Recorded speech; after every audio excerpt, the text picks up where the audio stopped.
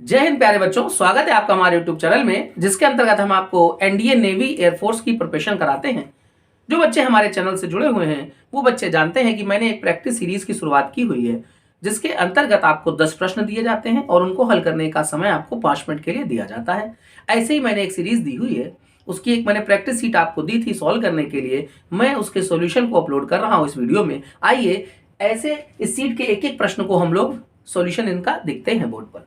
जैसे हमारे सामने पहला प्रश्न लिखा हुआ है, ये प्रोबेबिलिटी प्रायिकता का प्रश्न है। लिखा है यदि PA बराबर 1/2, PB की वैल्यू 0 है तो PA/B, ये कंडीशनल प्रोबेबिलिटी होती है बेटा। आपसे कह रहे हैं इसकी वैल्यू फाइंड आउट करनी है। 4 ऑप्शन है, 0, 1, 1/2 और परिभाषित नहीं है, अर्थात डिफाइंड नहीं है। आइए बेटा हम क्या करते हैं, सिंपली PA/B के फॉर्मूले को लगाते हैं। बेटा इसका फॉर्मूला होता है PA intersection B divide by PB।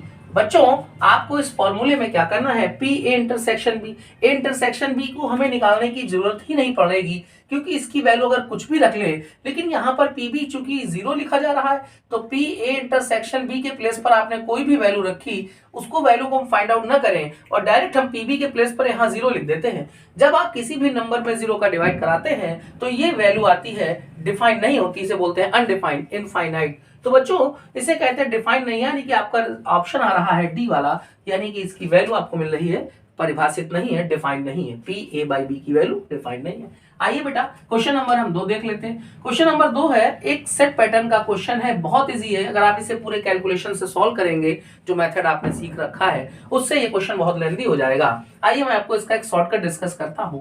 बेटा ये सेट पैटर्न है, वो सेट पैटर्न क्या है, जब आपको ये कहा जाए कि साइन की पावर पर यहां पर कोई भी इवन वैल्यू है, साइन पावर पर इवन है बेटा, साइन थीटा प्लस कॉस, यहां पर पावर भी इवन है, ठीक है, sine theta plus cos theta दोनों पर पावर इवन है। ये दोनों जो पावर इवन है ये दोनों सेम पावर भी हो सकती है, जैसे 2 2, 4 4, 8 8, या सेम नहीं भी हो सकती हैं, जैसे ये 2 4 है, 2 6 है, 4 6 है, 4 2 है। तो आपको ऐसे पैटर्न पर बेटा याद रखना है, इसकी मैक्सिमम वैल्यू बेटा बिना सॉल्व करे आपको याद रखनी है, इसकी मैक्सिमम वैल्यू हमेशा 1 होती है। और इसकी मिनिमम वैल्यू जब आपको फाइंड करने के लिए कहा जाएगा तो आप बेटा क्या करना, थीटा के प्लेस पर 45 डिग्री पुट कर देना।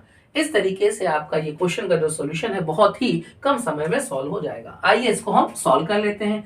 ए की वैल्यू यहाँ पर दी है sine square theta plus cos की पावर 4 थीटा।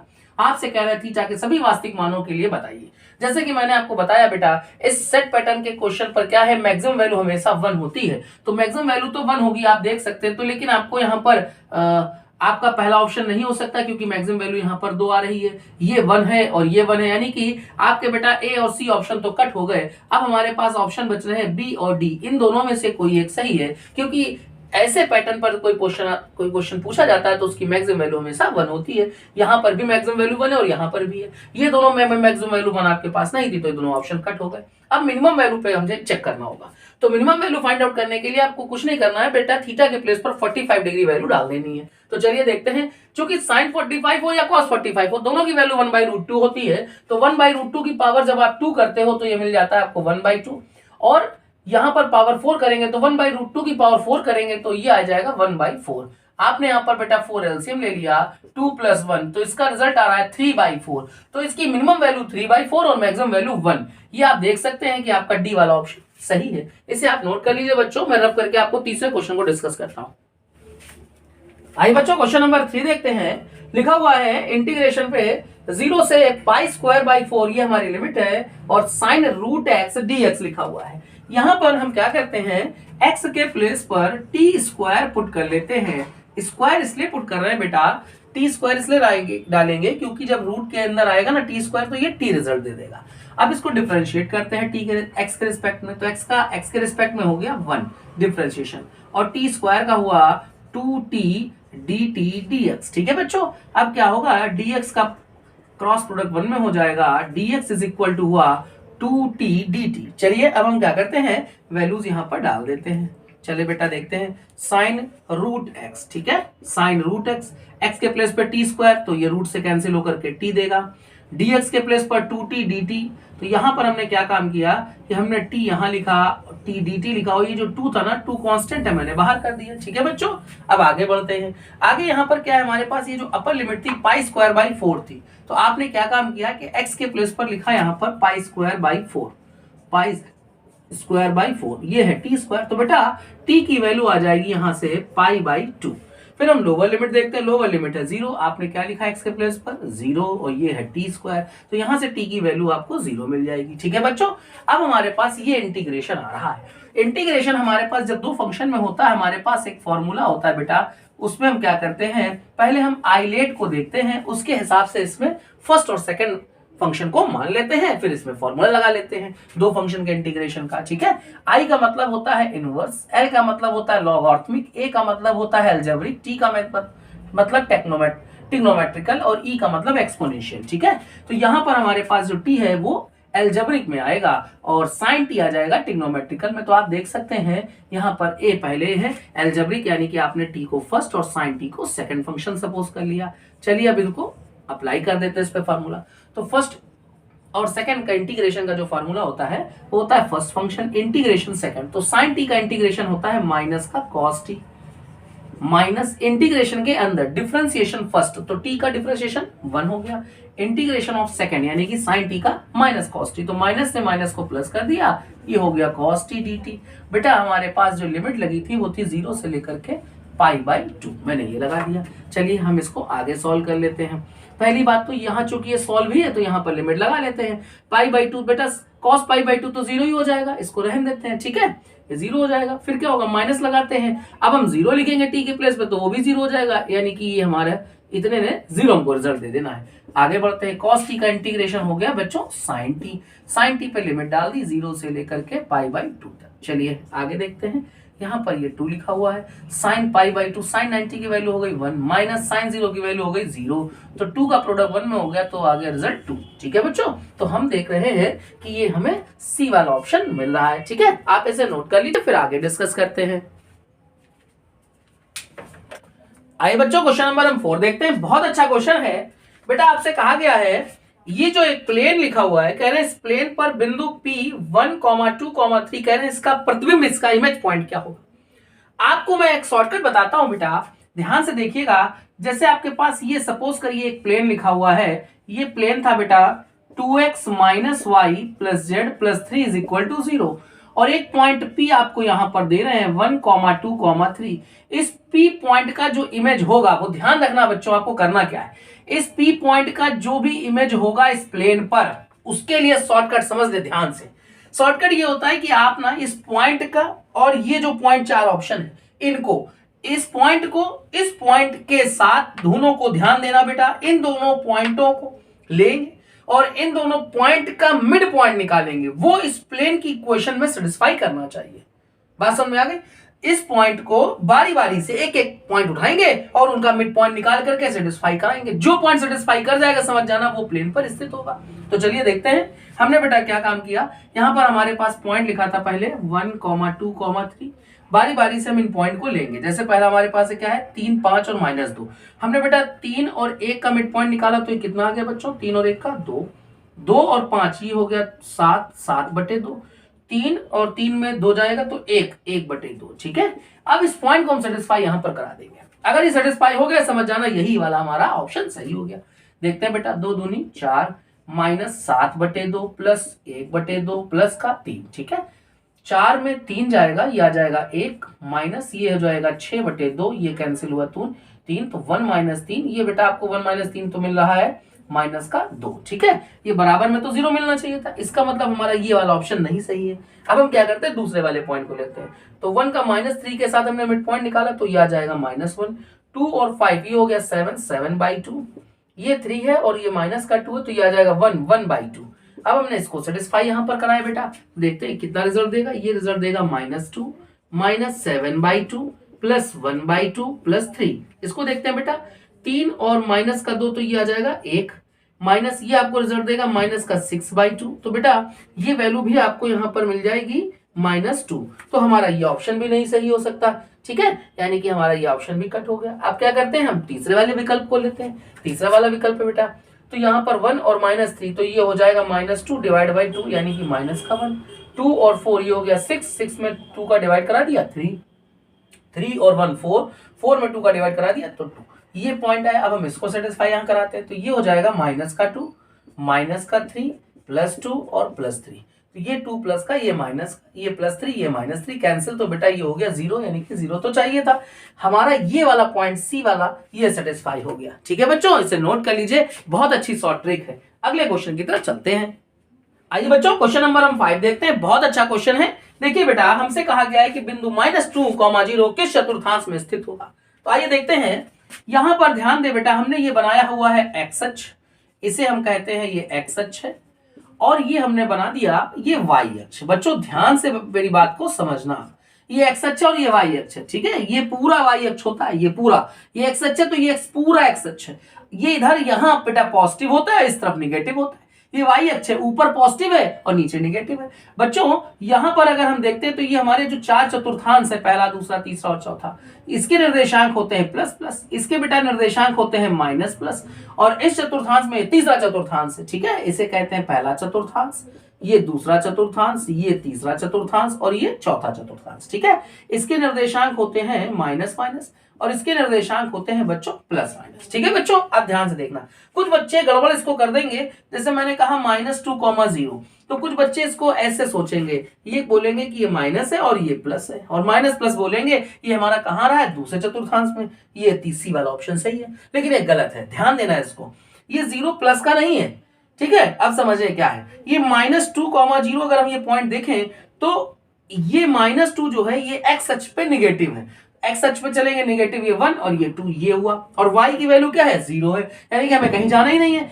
ये वाला जो पॉइंट हुआ, ये पॉइंट ये है -2, 0, ये यहां नहीं है, इस रेखा पर है, यानी कि ये कहां है, एक्स अक्ष पर। ये किसी भी चतुर्थांश में नहीं होगा, किसी भी क्वाड्रेंट में नहीं होगा, ये एक्स अक्ष पर होगा। अगर हम देखें तो हमारे पास ये विकल्प मिलेगा नन ऑफ दीज। अगर यहां पर होता तो क्या लिखा होता, एक्स अक्ष पर, ये बिंदु एक्स अक्ष पर होगा। ठीक है बच्चों, चलिए इसे नोट कर लीजिए।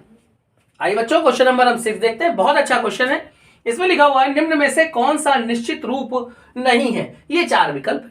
तो बेटा आपको याद रखना है, लिमिट चैप्टर में मैंने ये पढ़ाया हुआ था कि अनिर्धारित रूप या अनिर्धारित, ठीक है, अनिर्धारित। तो बच्चों याद रखना, अनिर्धारित रूप जो होते हैं ये होते हैं 7। ठीक है, ये 7 कौन कौन से होते हैं ये मैं यहां पर आपको समझा दे रहा हूं। तो निश्चित रूप नहीं है, तो निश्चित रूप कौन सा नहीं है, ये चारों में से आपको पता चल जाएगा। देखिए पहले तो बेटा होता है अनिर्धारित रूप, अनिर्धार्य बोलते हैं इसको। ये पहला रूप है 0/0। दूसरा होता है इनफाइनाइट अपॉन इनफाइनाइट। तीसरा होता है इनफाइनाइट की पावर 0। चौथा होता है 0 की पावर 0। फिर अगला होता है 1 की पावर इनफाइनाइट। फिर होता है 0 इंटू इनफाइनाइट, और फिर होता है इनफाइनाइट माइनस इनफाइनाइट। तो कितने हो गए बेटा, 7 रूप होते हैं, 1 2 3 4 5 6 और 7। ठीक है, हमारा जो लिमिट वाला चैप्टर मैंने आपको पढ़ाया था बेटा, उसमें ये बात को मैंने अच्छे समझाया था। आप हमारे वीडियो को वापस चला के देखिएगा तो आपको लिमिट में ये पढ़ने को मिल जाएगा। तो बच्चों अब देख लेते हैं कि हमसे कह रहे हैं कौन सा निश्चित रूप नहीं है। इनफाइनाइट माइनस इनफाइनाइट ये तो होता है, 0 इंटू इनफाइनाइट ये भी होता है, इनफाइनाइट प्लस इनफाइनाइट ये नहीं है, इनफाइनाइट अपॉन इनफाइनाइट ये भी है। ठीक है, यानी कि हमारा सी वाला ऑप्शन यहाँ पर सही है, ये निश्चित रूप नहीं होता है। ठीक है बच्चों, इसे नोट कर लीजिए, फिर मैं अगले क्वेश्चन की तरफ चलता हूं। आइए बेटा, क्वेश्चन नंबर हम 7 देखते हैं। इसमें कह रहे हैं हमसे, ये 2 वृत्त लिखे हुए हैं, कह रहे हैं ये पहला वृत्त है और ये दूसरा वृत्त है। कह रहे हैं इन वृत्तों की उभयनिष्ठ जीवा, उभयनिष्ठ जीवा यानी कि कॉमन कॉर्ड। तो कॉमन कॉर्ड इसमें से कौन सी होगी, 4 ऑप्शन है। इसको देखिएगा, जैसे हमारे पास एक सर्कल ये बना हुआ है, ठीक है, और एक दूसरा सर्कल बना हुआ है, और इन दोनों सर्कल को देखो आप ध्यान से, तो आपको लग रहा है कि भाई यहाँ पर इसने पी पॉइंट पर ये काटा हुआ है और ये दूसरा बिंदु एक है क्यू, इस पर काटा हुआ है।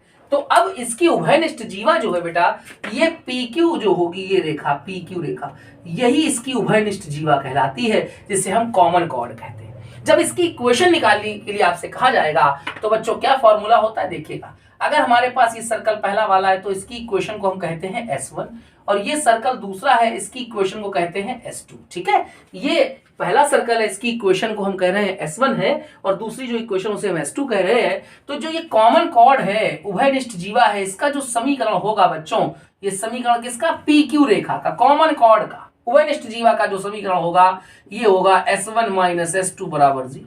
ये आपको याद रखना है बच्चों। तो चलिए देखते हैं, हमारे पास S1 यानी कि पहला सर्कल की equation x square plus y square plus 4x plus 1 और माइनस करना है इसको। तो चलिए माइनस भी यहीं पर मैं कर देता हूं, minus x square minus y square minus 6x minus 2y minus 3 is equal to 0। चलिए देखते हैं क्या मिल रहा है बेटा। एक्स स्क्वायर से x square cancel, y square से वाई स्क्वायर कैंसिल, ये माइनस होगा तो माइनस का 2x आएगा, यहाँ पर मिल रहा है माइनस का 2y, यहाँ पर मिलेगा हमको बेटा माइनस का 2 बराबर 0। माइनस के 2 को कॉमन कर लेंगे अगर हम, तो यहां से हमें प्राप्त होगा x प्लस वाई प्लस 1 बराबर 0। माइनस 2 का मैंने डिवाइड करा देना है बेटा, तो रिजल्ट आ गया x plus y plus 1 is equal to 0। ये हमारे पास जो है ये कॉमन कॉर्ड यानी कि वोहेनिस्ट जीवा का इक्वेशन आ गया है। तो ये बेटा आपको मिल रहा है सी वाले ऑप्शन में। ठीक है बच्चों, अब हम लोग चलते हैं क्वेश्चन नंबर 8 की तरफ। क्वेश्चन नंबर 8 में लिखा हुआ है 2x square minus 1/3x square power पे 10 है, कह रहे इसके प्रसार में छठवां पद क्या होगा। तो बच्चों हमने बाइनोमियल में ये पढ़ रखा है x प्लस वाई की होल पावर n। अगर हम आपसे कहें कि इसके प्रसार में जो व्यापक पद होता है उसका फॉर्मूला बेटा, तो ये होता है फॉर्मूला NCR x की power n minus r y की पावर r। अब आपसे इस प्रश्न की बात करें तो ये बेटा जो क्वेश्चन था ये लिखा है 2x square minus 1/3x square power पर 10 है और आपसे कहा गया इसका छठवां पद। हाँ ठीक है, छठवां पद। तो बेटा छठवां पद निकालना है, छठवें पद को हम कैसे लिखेंगे 5 प्लस 1। तो बच्चों r की वैल्यू कितनी हो गई 5 हो गई। चलिए रख देते हैं n के प्लेस पर, तो यहाँ पर हमारे पास 10 हो गया है। ठीक है, और x के प्लेस पर देखिए, x के प्लेस पे 2x स्क्वायर, y के प्लेस पे माइनस 1/3x स्क्वायर, ये सारी वैल्यूज डाल देते हैं यहाँ पर। तो ये मिल जाएगा हमें 10c5, x के प्लेस पर 2x स्क्वायर पावर पर 10 माइनस 5 यानी कि 5, y के प्लेस पर माइनस 1/3x स्क्वायर और पावर पर देखते हैं बेटा, तो पावर पर r है और r की वैल्यू भी आपने देखी थी कितनी थी, r की वैल्यू 5 थी। चलिए भाई यहाँ पर हम पावर पे कितना लिखेंगे 5 लिखेंगे। ठीक है बच्चों, चलिए इसको आगे सॉल्व करते हैं। 10c5 को मतलब क्या हुआ 10 का फैक्टोरियल, 5 का फैक्टोरियल, n माइनस r यानी कि फिर से 5 का फैक्टोरियल, 2 की पावर 5 यानी कि ये हो गया 32, x की पावर हो गया 10 और बेटा यहाँ देखिए x की पावर 2 है, यहाँ 5 टू 10 तो ये 10 से 10 कैंसिल हो जाएगी पावर। माइनस की पावर पर अगर ऑड नंबर होता है तो माइनस रिजल्ट आता है, तो हमारा जो रिजल्ट आएगा वो माइनस में आना चाहिए। ठीक है, तो देख लीजिएगा कहीं ऐसा तो नहीं कि एक ही ऑप्शन है माइनस हो। हाँ एक ही ऑप्शन में नहीं, अभी बेटा गलत हो सकता है, अगर मैंने इसको टिक कर दिया तो हो सकता है नन ऑफ दीज आ रहा हो। ठीक है, इसलिए अब हाँ ये तो पक्का है कि ये दोनों तो नहीं होंगे हमारे, ए और सी तो नहीं होंगे। ठीक है, क्योंकि नेगेटिव आ रहा है, नेगेटिव हमें कहीं मिल नहीं रहा है, केवल यहाँ मिल रहा है। ठीक है, लेकिन यहाँ भी तो हो सकता है, इसलिए आप इसको भी करेंगे नहीं, आगे बढ़ाते हैं इसको। अब बेटा क्या हुआ, तो 1 यहाँ पर 1/3 की पावर 5, 3 की पावर 5। तो चलिए भाई 3 की पावर 5 का मतलब हुआ 3 इंटू 3, फिर ऐसे 3 तो ये हो गया 3 3 जा 9 27। ठीक है बच्चों, अब आगे बढ़ते हैं। माइनस 10 के फैक्टर को लिखेंगे 10 9 8 7 6 और फिर 5 का फैक्टोरियल, फिर हमारे पास यहाँ पर है 32, अपॉन में आ जाते हैं। 5 के फैक्टोरियल को लिखेंगे 5 4 3 2 1 और फिर इंटू में 5 का फैक्टोरियल है, 3 3 जा 9 इंटू 27। ठीक है बच्चों, चलिए इसको सॉल्व करते हैं। 5 के फैक्टोरियल से 5 के फैक्टोरियल को कैंसिल कर दिया, 5 2 जा 10, ये 10 से 10 कैंसिल, ये 9 से ये 9 कैंसिल। ठीक है, अब हमारे पास कुछ और, हाँ 4 से कैंसिल होगा, 4 8 जा 32। ठीक है बच्चों, और भी कुछ कैंसिल हो रहा है, हाँ ये हो जाएगा ये हमारा आ जाएगा 3 से इसको कैंसिल करेंगे ना, 3 2 जा 6 और 3 9 जा 27, माइनस ये माइनस आ रहा है, 8 दूनी 16 और 8 दूनी 16 और 7 और 8 56। ठीक है बच्चों, नीचे देते हैं तो नीचे मिलेगा 9 और 9 त्रिक 27। ठीक है बच्चों, आगे बढ़ते हैं इसको। चलिए इसका गुणा कर देते हैं, तो 16 छक्का 96, ये आ जाएगा 6, 9 हासिल हो जाएगा, 16 पंचे 80, 80 और 9 89, ये हो जाएगा माइनस का, नीचे आ रहा है 27। रिजल्ट अब देख लीजिएगा आपको मिल, हाँ अब ये मिल रहा है, यानी अब हम इसको बी वाले ऑप्शन को सही कर देंगे। ठीक है, इसे आप नोट कर ले बच्चों। आइए स्टूडेंट्स, क्वेश्चन नंबर हम 9 देख लेते हैं। ये क्वेश्चन लिखा हुआ है 1/6 का फैक्टोरियल प्लस 1/7 का फैक्टोरियल। बेटा 7 को हम लिख सकते हैं, 7 के फैक्टोरियल को 7 इंटू 6 का फैक्टोरियल। ठीक है, आगे बढ़ते हैं। x/8 का फैक्टोरियल, बेटा हम 8 के फैक्टर को लिख सकते हैं 8 इंटू 7 इंटू 6 का फैक्टोरियल। तो आप ये कह सकते हो कि 6 का फैक्टोरियल, 6 का फैक्टोरियल और 6 का फैक्टोरियल, मैंने कैंसिल कर देना। तो यहाँ पर मिला बेटा हमें 1 plus 1/7 is equal to x upon 7 into 8। ठीक है, 7 एकम 7 और 1 8, 8/7 ये मिल रहा है, x/7 गुणे 8, 7 से 7 कैंसिल हो गया, x की वैल्यू आ गई बेटा 8 × 8 = 64, 8 8 जा 64। ठीक है, यानी कि x का मान आ गया है 64। ये हमारा सी वाला ऑप्शन सही है। अब जो क्वेश्चन नंबर मैं आपको 10 बता रहा हूँ इस प्रैक्टिस सीट का, ये बहुत अच्छा क्वेश्चन है बच्चों। देखना एक एक करके इसको समझते हैं बहुत आराम से। x की वैल्यू 0 और y की वैल्यू 0, x बराबर 0 y बराबर 0। ये बेटा क्या होता है, x बराबर जो 0 लिखा है ये y अक्ष का समीकरण है और y बराबर 0 x अक्ष का समीकरण है। ये x अक्ष है, x अक्ष का समीकरण होता है y बराबर 0 और ये y अक्ष है, इस y अक्ष का समीकरण होता है x बराबर 0। यानी कि हमने एक रेखा ये और एक रेखा ये दोनों रेखाएं बना ली। अब हमारे पास दो रेखाएं और बची हुई हैं। एक रेखा है x + y = 1 और दूसरी रेखा है 2x + 3y = 6। ठीक है, चलिए देखते हैं। तो पहली रेखा है ये हमारे पास बेटा है x + y = 1। यहाँ पर हम अपॉन 1 1 करके एक रेखा इसको तैयार कर लेते हैं, ये अंताखंड रूप है। दूसरी रेखा को देख लेते हैं, ये लिखी हुई है 2x + 3y = 6। यहाँ मैं अगर 6 का डिवाइड करा लेता हूँ तो मिल जाएगा x/3 + y/2 = 1। ठीक है बच्चों, अब देखिए यहाँ पर x/a y/b इस रूप में लिखा हुआ है, x/a + y/b = 1। ये देखिए x/a + y/b = 1, ये भी रूप लिखा हुआ है। अब बच्चों क्या करेंगे, यहाँ पर x अक्ष पे जो कटा अंताखंड इंटरसेप्ट है वो 1 लेंथ का है, यहाँ पर भी 1, तो इधर भी 1 और इधर भी 1। ठीक है बच्चों, हमने क्या करा, एक रेखा ये ऐसे बना ली है। ठीक है, ये एक रेखा बना ली है, यानी कि ये लेंथ भी हमारे पास जो है ये 1 है और ये वाली लेंथ भी 1 है। और ये जो इक्वेशन आई है ये आपकी आ गई x + y = 1। अब दूसरी रेखा देखते हैं, तो x अक्ष पे कितना, तीन लंबाई का अंतःखंड कट रहा है, 3 इकाई का, और ये 2 इकाई का यहाँ पर। चलिए भाई, ये पूरी हमारी लेंथ हो गई यहाँ से यहाँ तक, ये हो गई 2 और यहाँ से लेकर के ये यहाँ तक ये हो गई 3। ठीक है, ये हमने एक रेखा खींच दी। तो बच्चों ये जो रेखा है ये है 2x + 3y = 6 और ये रेखा है x + y = 1 और ये है y बराबर 0 और ये है x बराबर 0। ठीक है बच्चों, ये पूरा फिगर बन गया। अब आगे बढ़ते हैं, कह रहे हैं इन रेखाओं द्वारा परिबद्ध क्षेत्रफल वर्ग इकाई में क्या होगा। तो चलो बच्चों देखते हैं। आपको बेटा इसमें परिबद्ध एरिया क्या आएगा चारों रेखाओं के द्वारा, ये देखिए, ये एरिया जो आ रहा है ये वाला, ये आपको फाइंड आउट करना था। तो बच्चों क्या करते हैं, अगर आप देखें तो बड़ा वाला जो ट्रायंगल दिख रहा है आपको, मैं इसको नाम दे देता हूं इसका PQR, और छोटा वाला जो ट्रायंगल है इसको मैं नाम दे देता हूं AQ और B। ठीक है, तो आपको जो एरिया फाइंड करना है इसका एरिया आ जाएगा बेटा, आपको ट्रायंगल का एरिया निकालना होगा PQR, इसका एरिया निकालेंगे बड़े वाले ट्रायंगल का और माइनस कर देंगे छोटा वाला ट्रायंगल। ये कौन सा है छोटा ट्रायंगल, AQB। तो कुछ नहीं बच्चों, अब क्या करना है, आपने पढ़ा होगा कि राइट एंगल अगर ट्रायंगल होता है तो उसका एरिया 1/2 बेस और हाइट। तो बेस कितनी है 3 है और हाइट कितनी थी एल्टीट्यूड ये है 2, माइनस इस वाले में चलते हैं ये 1, दोनों 1 1 है, 1 × 1। तो बच्चों यहां से हमने 1/2 कॉमन कर लिया, ये 6 - 1 यानी कि हो गया 5 बेटा, 5/2 यानी कि 2.5। ठीक है, 2 सही 1/2। तो डियर स्टूडेंट्स ये हमारा ए वाला ऑप्शन सही हो गया। ठीक है, आई होप आप सभी बच्चों को इसके जो मैंने सॉल्यूशन बताया हुआ है सभी को आ गया होगा। आप कमेंट बॉक्स में बताइएगा कि आपने कितने प्रश्नों के सही जवाब निकाले। अगर आपको बच्चों हमारा पढ़ाने का तरीका, हमारा कंटेंट पसंद आता है तो हमारे चैनल को ज्यादा से ज्यादा लाइक करें, शेयर करें, सब्सक्राइब करें। मिलते हैं नई प्रैक्टिस सीट के साथ। जय हिंद।